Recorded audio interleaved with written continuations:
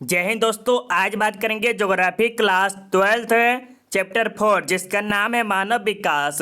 और आज इस वीडियो में आप सबके लिए VBI लघु एवं दीर्घोत्तरीय प्रश्न तक कराने वाले हैं जिसे आप सब्जेक्टिव क्वेश्चन कहते हैं। तो आप इस वीडियो को शुरू से लेकर अंत तक जरूर देखिएगा क्योंकि इसमें वही प्रश्न लिया गया है जो कि आपके बोर्ड एग्जाम के लिए बहुत ही इंपॉर्टेंट है। तो इस वीडियो को थोड़ा सा भी स्किप मत कीजिएगा। तो चलिए हम यहाँ से स्टार्ट करते हैं। और उससे पहले अभी तक आपने चैप्टर 4 का फुल एक्सप्लेनेशन वाला वीडियो नहीं देखे हैं जो कि आपकी NCERT बुक के द्वारा कराया गया है तो जाके जरूर देखिएगा, जिसका लिंक आपको आई बटन में या तो वीडियो के डिस्क्रिप्शन में डाल देंगे, वहां से आप जाके देख सकते हैं। अगर वो वीडियो अगर आप देख लेते हैं तो आपको सब्जेक्टिव में प्लस आपको ऑब्जेक्टिव में थोड़ा सा भी दिक्कत नहीं होगा। तो पहले वो वीडियो देख लीजिए तब ये वीडियो देखिएगा। अब चलिए हम आगे चलते हैं। और अभी तक आपने टेलीग्राम नहीं ज्वाइन किया तो जाके जरूर ज्वाइन कर लीजिएगा, जिसका लिंक भी आपको वीडियो के डिस्क्रिप्शन में मिल जाएगी। वहाँ पर आपको इन्फॉर्मेशन कभी कभी PDF आपको मिल जाएगा। और एक इम्पॉर्टेंट लाइन जो कि बच्चों को समझना बहुत ही ज़रूरी है और यह आपके लाइफ के लिए बहुत ही ज़्यादा इम्पॉर्टेंट है। और ये इम्पॉर्टेंट लाइन क्या है ये समझ जाइएगा तब आगे बढ़िएगा, ठीक है। अगर आपको चैप्टर वाइज नोट्स चाहिए, सब्जेक्टिव चाहिए एंड ऑब्जेक्टिव क्वेश्चन चाहिए, नहीं कहते कि जैसे मान लीजिए हमको ज्योग्राफी चैप्टर 1 का सब्जेक्टिव मिल जाता, नोट्स मिल जाता और ऑब्जेक्टिव मिल जाता, कितना अच्छा होता, मेरा कंप्लीट हो जाता। साथ ही साथ अगर आपको मॉडल पेपर जो कि मेरे द्वारा तैयार किया हुआ मिलेगा प्लस ऑफिशियल मॉडल पेपर मिलेगा जो कि बिहार बोर्ड के बच्चों के लिए है, और 10 साल का क्वेश्चन बैंक मिलेगा MVBI सब्जेक्टिव, VBI ऑब्जेक्टिव। और MVBI सब्जेक्टिव का मतलब क्या है कि आपको बोर्ड एग्जाम में हूबहू देखने को मिलेगी, ऐसा रहेगा क्वेश्चन। प्लस आपको टेस्ट सीरीज ज्वाइन करना है तो आप हमें इस नंबर पे जरूर संपर्क कीजिएगा। और अभी आपके लिए बहुत ही खास ऑफर चला है, अगर अभी ज्वाइन करते हैं तो आपको बहुत ही ज़्यादा डिस्काउंट के साथ मिल जाएगा, ठीक है। अब चलिए हम यहाँ से 1 नंबर से स्टार्ट करते हैं और आपको इतना आसान भाषा में समझाएंगे कि आपको वीडियो में ही पूरा का पूरा समझ में आ जाएगा। तो यह समझ में कैसे आएगा तो थोड़ा सा वीडियो को आपको शुरू से लेके अंत तक देखना होगा और कॉपी में नोट करना होगा तब, ठीक है। अब चलिए स्टार्ट करें। यस या नो फटाफट बताइएगा, यस या नो। चलिए बहुत अच्छे। यहाँ पर बहुत ही स्टूडेंट बोलेंगे कि सर बहुत देर देर पे PDF लाते वीडियो बनाते हैं, तो इसका रीज़न मेरे दोस्त क्योंकि जो वीडियो बनाने में बहुत ही टाइम लगता है, ठीक है। अब चलिए हम यहाँ से 1 नंबर स्टार्ट करते हैं। और यहाँ पर क्या लिखा है, मानव विकास के 3 मूलभूत क्षेत्र कौन कौन से हैं। 3 कितने बार आता है, 3 बता रहा है। तो ये कौन कौन से हैं जिसके द्वारा मानव विकास करता है, अपने क्षेत्र हो, समाज हो, देश हो, कहीं पर भी वो रहते हैं तो वो विकास करते हैं। किसके आधार पर, ये 3 आधार है तो इसके बारे में समझिए। मानव विकास के 3 मूलभूत क्षेत्र है जिनके आधार पर विभिन्न देशों का कोटिक्रम तैयार किया जाता है। ये 3 है मूलभूत क्षेत्र। देखिए जैसे में स्वास्थ्य, अगर आप एक आदमी हैं, मान लीजिए एक आदमी है और उस आदमी का स्वास्थ्य अच्छा नहीं होगा, जैसे जीवन में कुछ बीमारी हो गया, अगर वो ठीक से नहीं काम कर पा रहा है तो कोई अच्छा से काम नहीं कर पाएगा। जैसे मान लीजिए आज आपको बुखार लगा हुआ है, कोई हाथ कट गया तो आप नहीं कर पाइएगा, कोई काम नहीं कर पाइएगा। प्लस आपको शिक्षा, मतलब कि आप पढ़े लिखे बहुत ही ज़्यादा कम है, आपको जोड़ घटाओ पैसा वैसा भी जोड़ने नहीं आता है ठीक से, तो ये क्या होगा आपके लिए बहुत ही बेकार है। प्लस आपको संसाधनों तक पहुंच रहा, आपके मान लीजिए कोई संसाधन आपको पहुंचना है उस तक और आपको संसाधन भी नहीं दिया जा रहा है। कोई चीज़ मान लीजिए कि हमें साइकिल चाहिए और यहाँ से यहाँ जाने के लिए, तो ये अगर हमें नहीं मिलेगा तो क्या होगा, हमें पैदल जाना पड़ेगा तो थोड़ा सा टाइम बहुत ही ज़्यादा लेगा। तो यही कह रहा है कि मानव विकास के तो 3 मूलभूत क्षेत्र कितने हैं, 3 है। और कौन कौन से हैं, याद रखिएगा ये तीनों के तीनों हैं जिसके आधार पर मानव विकास करता है। समझ में आ गया। अब आगे चलिए, यहाँ पे देखिए ये भी बहुत ही ज़्यादा इंपॉर्टेंट है जो कि ये 5 नंबर में पूछा गया है और ये आपको 2 नंबर में पूछा जाएगा, ये आपको 2 नंबर में पूछा जाएगा, ठीक है। तो क्या कह रहा है, देखिए मानव विकास के प्रमुख 4 घटकों के नाम लिखे। क्या कह रहा है, मानव विकास के प्रमुख 4 घटकों के नाम लिखे। ये जो मानव विकास हो रहे हैं इसके 4 प्रमुख घटक है। कौन कौन है, सबसे पहले आपको है समता। क्या है, समता, सतत पोषणीयता, उत्पादकता, सशक्तिकरण। मानव विकास का 4 इन्हीं 4 संकल्पों पर चलता है, मतलब कि मानव विकास का विचार इन्हीं 4 संकल्पों पर चलता है जो कि आगे इसका डिफिनेशन हम देने वाले हैं इसी वीडियो में, ठीक है। ये आपको पूछेगा 2 नंबर का, कितना, 2 नंबर का। और इसी के बारे में अगर आप बता देते हैं कि उत्पादकता क्या होता है, सशक्तिकरण क्या होता है, क्षमता क्या होता है, सतत पोषणीयता क्या होता है, तो ये आपको 5 नंबर पूछाएगा। जो कि आगे आपको हम बताने वाले हैं। चलिए अब आपके सामने थर्ड नंबर प्रश्न है, जो कि ये भी प्रश्न बहुत ही VBI है, याद कर लीजिएगा अच्छी तरह से।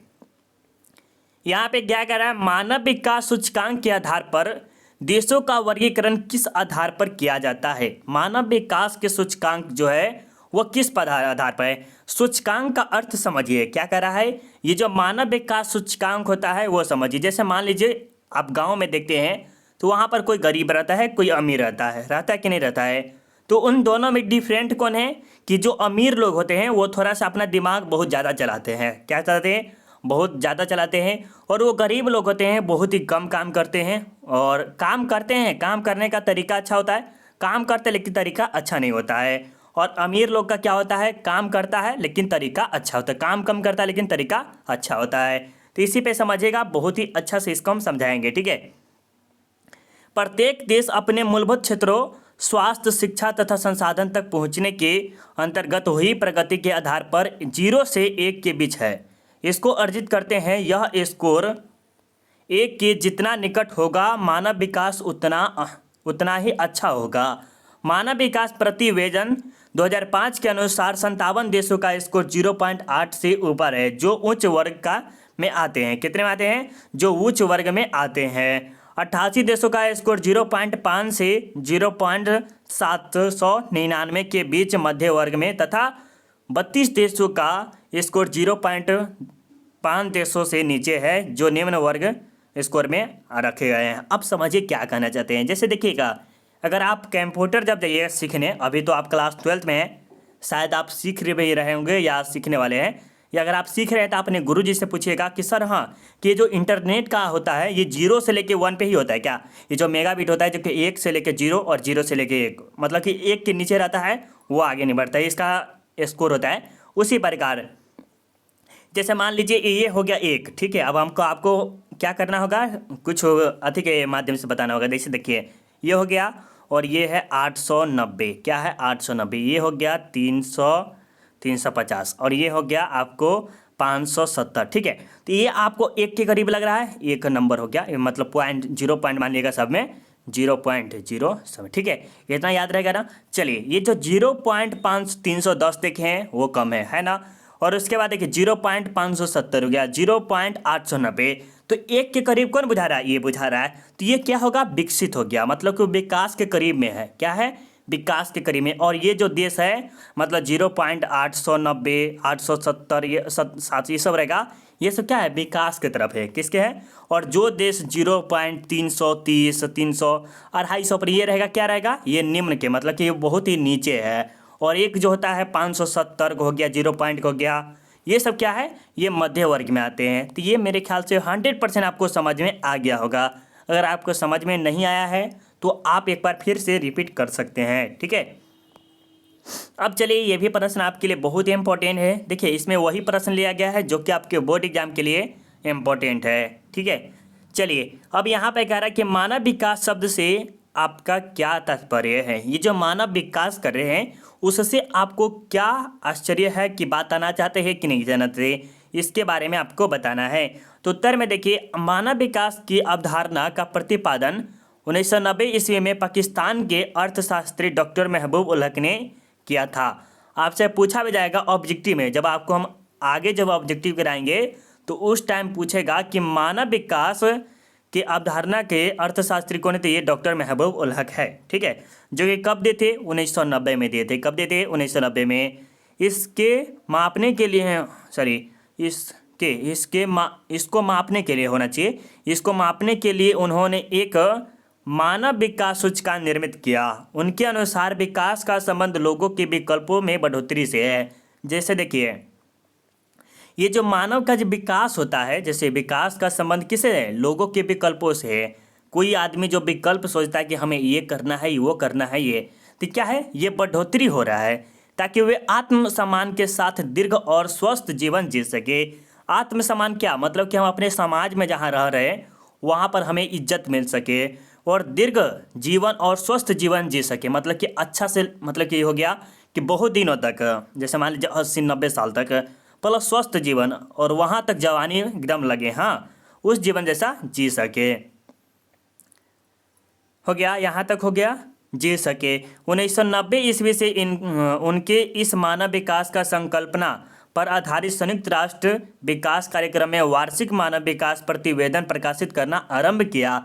इसके अंतर्गत विभिन्न देशों को उनके यहाँ मानव विकास के मूलभूत क्षेत्रों स्वास्थ्य, शिक्षा तथा संसाधनों तक लोगों की पहुंच के आधार पर कोटिक्रम 0 से लेकर 1 के बीच स्कोर है।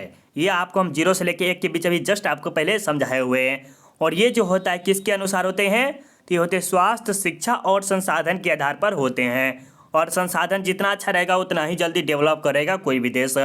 मान लीजिए अमेरिका के पास बहुत ही अच्छा संसाधन है और वहीं पर बात करें भारत के अच्छा संसाधन नहीं है, तो कौन सा देश ज़्यादा डेवलप करेगा, अमेरिका करेगा। और अमेरिका में देखिएगा तो शिक्षा के स्तर बहुत ही अच्छे हैं और वहाँ पर स्वास्थ्य के भी स्तर जो बहुत ही अच्छे हैं। तो देश कौन विकास करेगा, अमेरिका। और भारत में क्या है, शिक्षा और स्वास्थ्य सब के सब थोड़ा थोड़ा गड़बड़ाया हुआ है। तो यह कह सकते हैं कि भारत की स्थिति थोड़ा सा इसमें देखा जाए डेवलप में तो थोड़ा सा कम है। ठीक है, चलिए, तो ये भी आपको समझ में आ गया ना।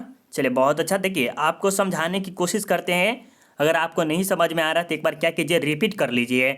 और ये PDF आप हमें ज़रूर एक बार मांगिएगा, ठीक है। इस नंबर पे आप हमें ज़रूर कॉल कीजिएगा, क्योंकि देखिए ये कोई थोड़ा मोड़ा दिन के लिए नहीं है, आपके लाइफ का सवाल है। कोई भी स्टूडेंट कहता है कि सर हमें 450 नंबर लाना है, तो ऐसे नहीं ना ला पा सकते हैं, क्योंकि कुछ अच्छा आपको गाइडलाइन चाहिए। तो इस नंबर पे कॉल कीजिएगा, आपको ज़रूर गाइडलाइन मिलेगा, ठीक है। अब यहाँ पर देखिए, जीवन निर्वाह कृषि क्या होता है, इसका प्रश्न समझिए, उसके बाद हम आगे चलेंगे। तो जीवन निर्वाह कृषि का अर्थ यह है कि जैसे हम अपने लिए कुछ कृषि उऋषि किए, जैसे आप देखते होंगे कि बड़े बड़े जो लोग होते हैं वो क्या करते हैं, खुद के लिए कृषि करते हैं, अपने घर के बगल में करते हैं, अपने पड़ोस में। वो क्या करते हैं, सामान बेचते नहीं है, जो कि साग सब्जी उगाए तो वो कभी नहीं बेचते हैं, तो उसी के कहते हैं, क्या कहते हैं, जीवन निर्वाह कृषि कहते हैं। तो क्या है, देखिए, जीवन निर्वाह कृषि घनी जनसंख्या वाले क्षेत्र में की जाती है। घनी मतलब क्या, कि बहुत ज़्यादा जनसंख्या है, वहाँ पर बहुत ही लोग रहते हैं। क्या रहते हैं, बहुत ही लोग रहते हैं। इस तरह की कृषि नदियों घाटियों में की जाती है। इस कृषि प्रणाली में फसलों का उत्पादन स्वयं उपभोक्ता करता है, अर्थात वह अपने परिवार के लिए कृषि करता है, न कि बेचने के लिए। अभी आपको बताया कि जीवन निर्वाह कृषि का अर्थ ये हुआ कि वह खुद अपने लिए करता है, वह दूसरों के लिए नहीं चाहता है। कि हम मान लीजिए कि हम अभी गोभी या बैगन या कोई भी चीज़, मूली हो गया, ये मान लीजिए कोई भी सब्जी मान लीजिए, वो आप क्या करता है, वो खुद के लिए उत्पादन करेगा, बेचने के लिए नहीं। अगर बेचने के पर्पज़ से करेगा तो वो क्या करेगा, दूसरे जगह पर करेगा, कोई फील्ड जगह पे, ठीक है। तो ये भी आपको समझ में आ गया होगा, ये वाला तो हमको मेरे ख्याल से आपको 100% समझ में आया होगा, ठीक है। अब चलिए थोड़ा सा आगे चलते हैं, और ये आपके यहाँ पर विकास क्या है, जो कि आपके लिए समझना बहुत ही ज़रूरी है, ठीक है। अगर आपको वीडियो समझ में आ रहा है तो एक बात आप कर सकते हैं, एक लाइक करके हमें प्यार और सपोर्ट जरूर दे सकते हैं, ठीक है। चलिए, विकास क्या होता है इसके बारे में समझिए। विकास वह प्रक्रिया है जिसके फलस्वरूप किसी देश के उत्पादन से सभी साधनों का विदोहन होता है। विदोहन मतलब किसका उपयोग किया जाता है, जिससे राष्ट्रीय आय और प्रति व्यक्ति आय दोनों में वृद्धि होती है और लोगों के जीवन स्तर में बदलाव आता है, उसे विकास कहते हैं। विकास का अर्थ क्या हुआ, जैसे मान लीजिए आपके पास पहले था कितना रुपया, 50 रुपया, और पहले जो था, पहले बहुत ही कम होता था प्रति व्यक्ति, और अभी देखिएगा तो बहुत ही ज़्यादा है। अगर पहले देखे हुए थे कुछ दिन पहले तो 20 रुपया प्रति व्यक्ति आया था, जो कि अकॉर्डिंग टू कितना था, 1600 या कुछ ये हिसाब से था, जो कि दादा भाई नौरोजी द्वारा किया गया था, ठीक है। और अभी जो देखिएगा 950 है, कितना है, $950, किसके, इंडियन के रहे हैं, इंडियन में जोड़िएगा तभी बहुत ज़्यादा हो जाता है। वही कह रहा है कि विकास वह प्रक्रिया है जिसके फलस्वरूप किसी देश के, मतलब कोई देश है जहां पर उत्पादन के सभी संसाधन, क्या है, कि कोई वस्तु संसाधन मतलब कोई भी चीज़ होगा उसका उत्पादन किया और उसका विदोहन मतलब कि इसको उपयोग किया, जिससे राष्ट्रीय आय और प्रति व्यक्ति आय दोनों में वृद्धि होती है। इसमें क्या होता है, पूरे राष्ट्र के, जैसे भारत के भी क्या हुआ, उसमें वृद्धि हो गया, ठीक है, प्लस उसमें प्रति व्यक्ति आय और खुद का भी वृद्धि हो रहा है, तो उसे और लोगों के जीवन स्तर में बदलाव आता है, उसे हम क्या कहते हैं, विकास कहते हैं। समझ में आ गया। चलिए अब आगे चलते हैं। यहाँ पर देखिएगा, यही प्रश्न है जो कि आपको 5 नंबर दिलाएगा। क्या करेगा, आपको 5 नंबर दिलाएगा। तो याद रखिएगा, अपने कॉपी में लिख लीजिएगा MVVI। क्या लिखेगा, MVVI, ठीक है। चलिए हम देखते हैं यहाँ पर प्रश्न को, और यहाँ पर क्या कह रहा है कि विकास के प्रमुख स्तंभ कौन कौन से हैं, व्याख्या करें। ये जो विकास हो रहे हैं इसके बारे में बताना है कि कौन कौन से स्तंभ है उसके बारे में देना है। तो विकास या मानव विकास, इसका विचार सबसे पहले पाकिस्तान के अर्थशास्त्री डॉक्टर महबूब उल हक द्वारा दिया गया था। इसके अनुसार विकास के 4 प्रमुख स्तंभ है जो कि इस प्रकार है। क्या है? 4 स्तंभ है। कितने स्तंभ है? 4, जो कि देख सकते हैं, अभी बता रहे हैं। अब चलिए थोड़ा सा आगे चलते हैं। ये तो आपको पहले भी पता था, बता देते हैं, ठीक है। ये जो मानव विकास के जो डॉक्टर है कौन है? ये हमारे हैं डॉक्टर महबूब उल हक है। कौन है? इसके पिता कह सकते, कुछ भी कह सकते हैं, जो कि कहाँ के थे? पाकिस्तान के थे, ठीक है। अब चलिए यहाँ पर ये जो आप देख रहे हैं, समता, सतत पोषणीयता, उत्पादकता, सशक्तिकरण, ये आपको समझना है, जो कि आपको कितना नंबर दिलाएगा? 5 नंबर। बढ़िया से याद कर लीजिएगा तो आपको 5 नंबर जरूर मिलेगा, और ये आपको सबसे इजी लैंग्वेज में मिलेगा। तो देखिए क्या कर रहा है, समता से हमारा मतलब समाज में मौजूद सभी प्रकार के भेदभाव, जैसे ऊंचा नीचा, जाति प्रथा, रंग, स्त्री पुरुष को दूर करने से है। क्या है? समता के नाम से ही आपको पता चला कि हाँ कुछ अलग होगा। क्या होगा? अलग होगा। और ये किससे रिलेटेड है? समाज से। किससे? समाज में किस प्रकार के भेदभाव देखते हैं कि कहता है कि तुम गरीब हो, कोई कहता है ये अमीर आदमी है, और कोई नहीं देखते कि जाति प्रथा, मतलब कि कोई कहता है कि ये जाति से है, वो फलना जाति से, वो फलना जाति से है। रंग रूप जो काला होता है, कभी कोई होता है बहुत ही उजला होता है, और कोई कोई बहुत ही ब्लैक होता है, मतलब बहुत ही काला होता है। स्त्री पुरुष में भी क्या होती है? उसमें भेदभाव होती है। तो उसको दूर करने में किसका योगदान है? समता का। याद हो गया? चलिए अब आगे बात करते हैं सतत। यहाँ पर सतत होना चाहिए, सतत पोषणीयता। सतत पोषणीयता करते हैं। सतत पोषणीयता का मतलब अवसरों का निरंतर उपलब्ध से है, अर्थात पर्यावरणीय, वित्तीय एवं मानवीय संसाधनों का इस प्रकार से उपयोग किया जाए कि आने वाले पीढ़ी को भी भविष्य में इसका लाभ मिल सके। जैसे देखिए इसका अर्थ क्या हो रहा है, जैसे मान लीजिए पर्यावरण है, ठीक है, और ये जो पर्यावरण है उसके पेड़ पौधों को इतना मत काट डालो कि आने वाले जो पीढ़ी होगा, जैसे आपके बेटे हो गए, आपके बेटी हो गई, वो जो है क्या करे? इसका उपयोग न कर सके। तो ऐसा नहीं करना है। वित्तीय, कोई चीज़ का अगर मानवीय संसाधन, कोई मानव के द्वारा जो संसाधन किया गया है उसका उपयोग क्या करना चाहिए? सीमित मात्रा में करना चाहिए, ताकि आने वाले जो पीढ़ी है वो इसका लाभ उठा सके। आने वाले पीढ़ी का अर्थ होता कि आपके बच्चे हो गए वो, ठीक है। चलिए ये भी समझ में आ गया। अब आगे चलिए, उत्पादकता का अर्थ क्या होता है? उत्पादकता का अर्थ श्रम को अधिक उपयोगी बनाने से है। क्या है? श्रम को, मान लीजिए कोई मजदूर है वो काम करते, उसको क्या करना? अधिक उपयोगी बनाने से, अर्थात मानव श्रमिकों को तकनीकी क्षमता से युक्त बनाया जाए। तकनीकी मतलब कि कोई मशीन के क्षेत्र से उसे युक्त बनाया जाए कि मशीन के काम करिए, ऐसे ऐसे कीजिए, ताकि कम समय में अधिक कार्य कर सके। ये जो श्रम है उस श्रम को क्या करना चाहिए? तकनीकी उपयोग देना चाहिए। जैसे मशीन ट्रैक्टर वैक्टर आ गया है तो इससे क्या होता है? अभी कम समय में बहुत काम हो जाता है, उसे कहते हैं, ठीक है। और ये आपका लास्ट है सशक्तिकरण। सशक्तिकरण का मतलब सभी व्यक्तियों को सभी दृष्टिकोण से क्षमता बनाना, ताकि सबको बराबरी का दर्जा मिल सके। जैसे वर्तमान में महिला सशक्तिकरण पर बल दिया जा रहा है। जैसे देखिए सशक्तिकरण का अर्थ क्या हुआ कि महिलाओं की स्थिति अच्छी नहीं थी, तो इस पे क्या होता है? बल देना। और जो चीज़ की स्थिति अच्छी नहीं होती उसे हम सशक्तिकरण करते हैं और उस पर हम विचार करते हैं, ठीक है। ये भी आपको समझ में आ गया होगा। ये आपको कितना? 5 नंबर दिलाने वाले हैं। अब चलिए यहाँ पर आपको इम्पोर्टेंट है, देखिए अब क्या कह रहा है कि मानव विकास सूचकांक क्या है। सूचकांक का अर्थ अब आपको जस्ट पहले कुछ देर पहले समझाए हुए थे। तो यहाँ पर देखिए सूचकांक का अर्थ क्या होता है? मानव विकास सूचकांक मानव के विकास का मूल्यांकन करने वाला एक पैमाना है, जिसका निर्धारण 1290 ईस्वी में पाकिस्तानी के प्रसिद्ध अर्थशास्त्री डॉक्टर महबूब उल हक के द्वारा किया गया था, जिसे संयुक्त राज्य संघ ने 1990 में ही स्वीकार कर लिया। इसके 3 प्रमुख सूचक है। ये जो है मतलब कि 1290 ईस्वी में ये जो डॉक्टर महबूब उल हक है उसके द्वारा किया गया था। जो संयुक्त राज्य संघ है वो क्या किया? 1990 में ही स्वीकार लेते। कहाँ कि इसका बिल्कुल ही बात सही है। और ये कौन कौन है? जीवन प्रत्याशा, साक्षरता, स्वास्थ्य या प्रति व्यक्ति आय। ठीक है, ये आपको यहाँ तक याद रखना है। और इसे क्या कहते हैं? जीवन प्रतिशत स्वास्थ्य। जीवन नहीं होता कि स्वस्थ ये सब जीवन, ये जीवन व्यतीत करना। ठीक है, तो ये भी आपको याद रखना चाहिए। चलिए, अब आपको ये जो देख रहे हैं वृद्धि और विकास क्या है, वृद्धि और विकास में क्या अंतर है, वृद्धि और विकास में दोनों में अंतर बताए। आपको किसी प्रकार का प्रश्न पूछेगा तो आपको इस प्रकार उत्तर देना है।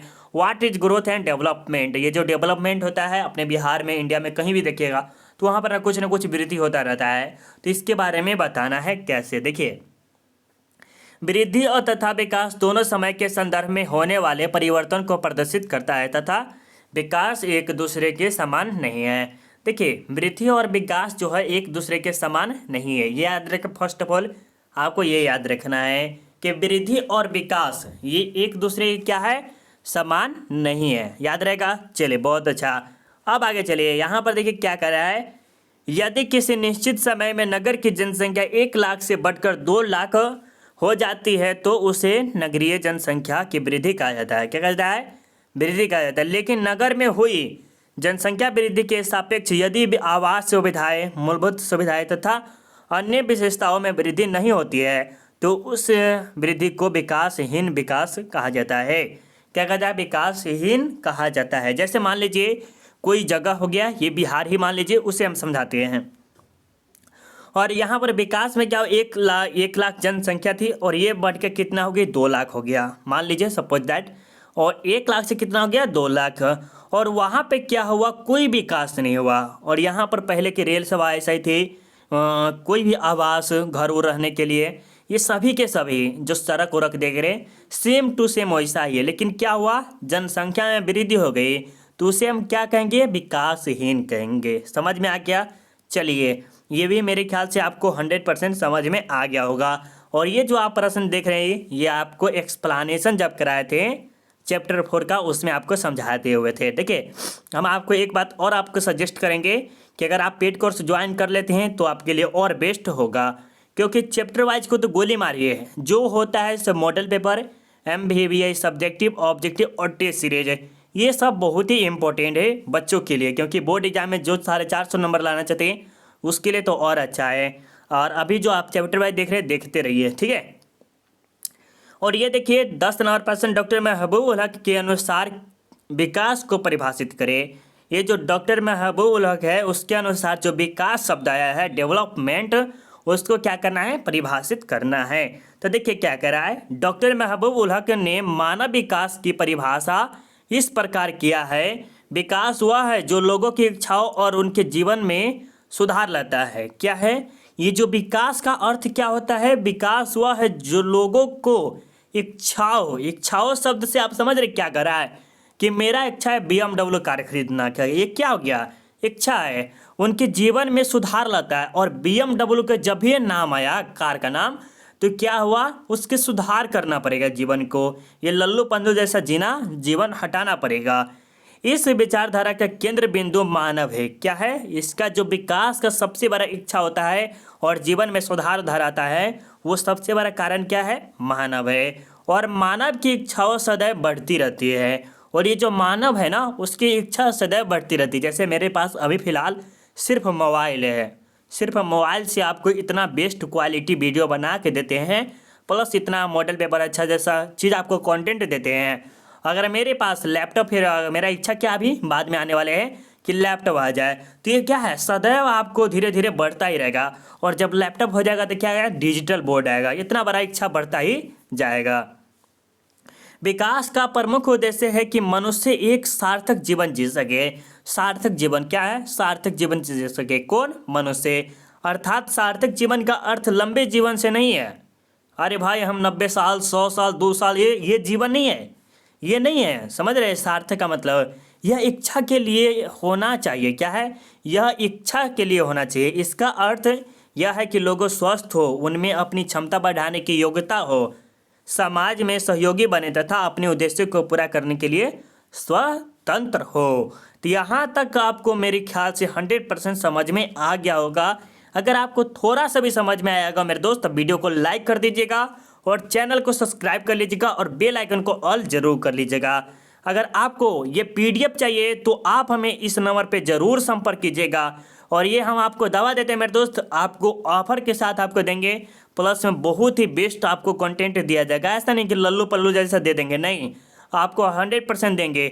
आप चैप्टर वाइज पे ज़्यादा मत रहिए, ये चैप्टर वाइज पे मत रहिएगा, लेकिन जो देख रहे हैं, ये जो देख रहे हैं, ये आपके लिए बहुत ही बेस्ट होने वाला है। तो एक बार जरूर संपर्क कीजिए। आपको लेने का मन होगा तो लीजिए, नहीं कोई दिक्कत नहीं है, लेकिन एक बार जरूर आप इस नंबर पे कॉल कीजिएगा या मैसेज कीजिएगा, ठीक है। चलिए अब यहाँ पे बताते हैं कि अगर आपको PDF चाहिए थोड़ा मोड़ा, जैसे इन्फॉर्मेशन वैसा नहीं है, तो इसके लिए आपको टेलीग्राम ज्वाइन करना होगा, जिसका लिंक आपको वीडियो के डिस्क्रिप्शन में डाल दिया गया है। और टेलीग्राम पे भी जाकर सर्च कर सकते हैं self study with Kundan Kumar. और क्लास 10th वाले अगर आपकी नज़र में कोई स्टूडेंट है तो RDX सेल्फ स्टडी के बारे में ज़रूर बताइएगा। मिलते हैं अगले वीडियो में, अभी के लिए बाय बाय, मिलते हैं ऑब्जेक्टिव में।